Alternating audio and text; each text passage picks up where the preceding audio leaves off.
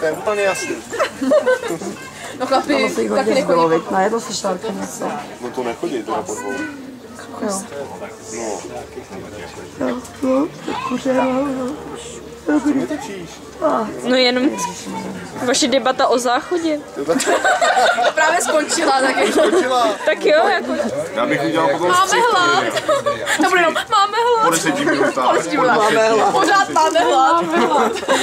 Pak už jenom tady to pití bude takhle pořád míň a míň. Máme hlad. Aspoň ty příbory, kdyby přinesl. Pane bože, uhni. Tak vlez do pánu. Ježiši Kriste, to jsou opravdu lidi.